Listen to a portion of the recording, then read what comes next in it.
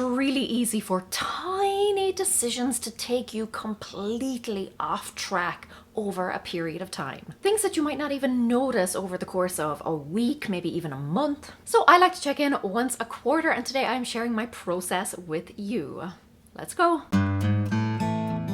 Now I have 3 steps as part of any reset that I do. There is catching up, keeping up, and then creating a future plan. I'll explain each of those in more detail in just a minute, but they don't have to be done in that order. They're more kind of like categories of tasks, and those tasks I then do in whatever order makes sense. And I always start any reset day or any kind of cleaning day with the tasks that I can have running in the background. They can be working while I'm working. For my quarterly reset then, that is running the self-cleaning cycle on the oven. That is something that takes several hours, so I start with that one. I also bleach things. This is actually something that I start the previous night so that they can be sitting there soaking overnight. And then in the morning, I put on a wash load with those items. Category 1 of my quarterly reset, catching up, is basically clearing house. It is finishing stuff that's outstanding. Now usually these are kind of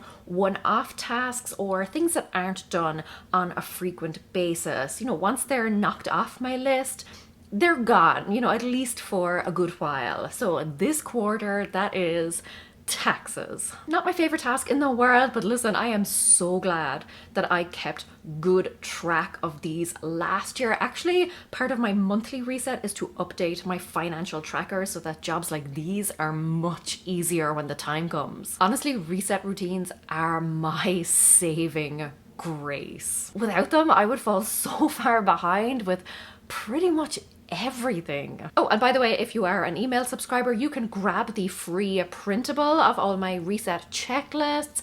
If you're not on the email list, you can get on it. There's still time. I will leave all the details in the description. Really great for helping you start and build your own reset routine so that you can keep on top of everything. Now, next, category 2 is the bulk of all of my resets, really, and that is keeping up. This is all of the stuff that I do on a regular basis that helps me stay on top of things. So let's talk laundry again, that never-ending chore that has to be done on a regular basis. Now, kind of regular laundry, so clothes, towels, bedclothes, etc. Those are all part of my weekly and monthly resets. So for the quarter, I focus on things that need to be bleached, either to whiten them, like the stuff that I leave in the sink overnight, or to disinfect them. So like I said, all the stuff that's in the sink, I run that through a cycle, and then after that's done, I wash all of the dog's stuff. So blankets, beds, bed covers, and her soft toys. Just a little splash of bleach in there. So at this point, I can switch over the laundry. The first load with the stuff that I brightened is going into the dryer, and then the second load,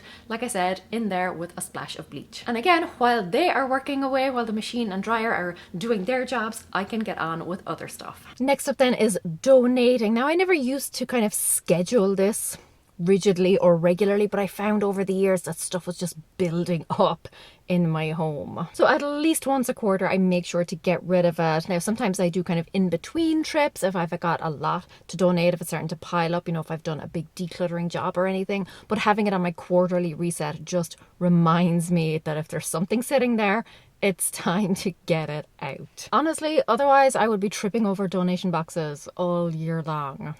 After that, it's back to our old friend, laundry. So the first load is now dry, so I can fold those, put them away, and I can pop the second load in, although some of these I do hang to dry. And while that second and final load is drying, I focus on the washing machine itself. I clean out the filter, I just kind of clean around the rubber ring of it, and I run a self-cleaning cycle. Listen, self-cleaning cycles, the miracle of the modern world. Okay, so the washing machine and the oven are cleaning themselves. Now it's time to get down to planning. April will be kind of a weird month for me. Maybe not weird, but certainly unusual. So if you've been following me for a while, you may know that I have been having multiple health issues over the past months and years.